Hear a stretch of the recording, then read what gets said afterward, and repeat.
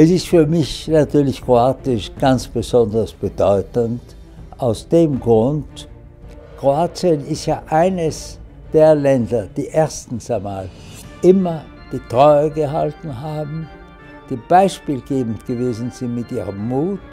Ich habe das sehr viel in Kroatien ja miterlebt, in den Kämpfen seiner Zeit, denn ich war dort in vielen Gebieten Kroatiens.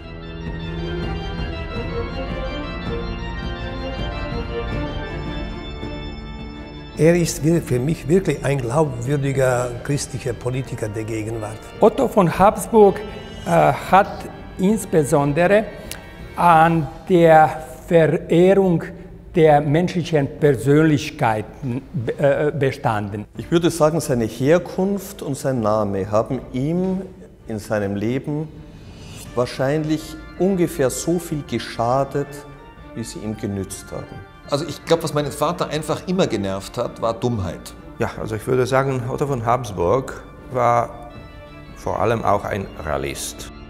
Pardon, aber jetzt habe ich zu lang gesprochen.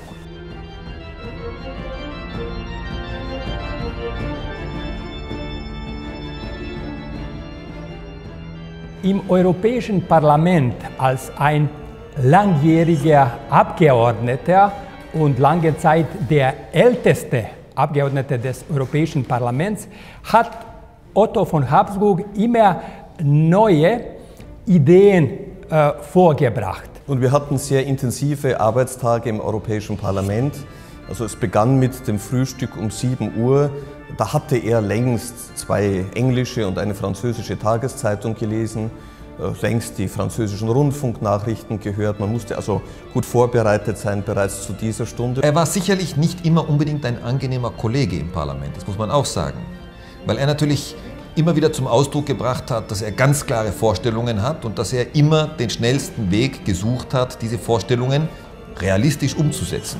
Es ist einfach, weil die habsburgische Politik an sich sehr verbunden war mit der Bevölkerung.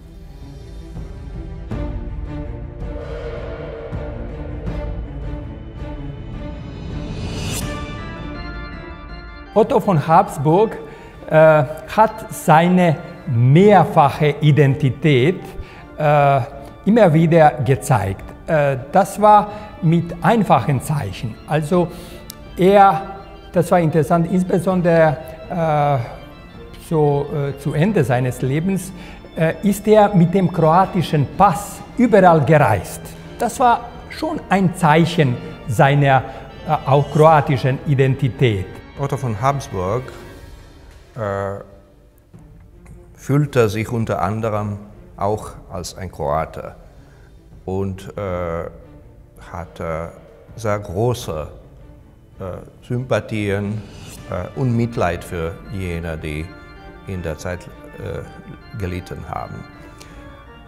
Aber er glaubte in Kroatien und in die Kroaten. Und ein zweites hat Otto von Habsburg damals sehr beeindruckt, nämlich dass man das Bekenntnis zur Unabhängigkeit und zur Eigenständigkeit der kroatischen Nation sofort verbunden hat mit dem Bekenntnis zur Zugehörigkeit zum vereinten Europa. So ist die Heimat, ist die Wurzel für die Zukunft. Und das wird auch weiter sein. Und Gott sei Dank haben wir eine herrliche Heimat.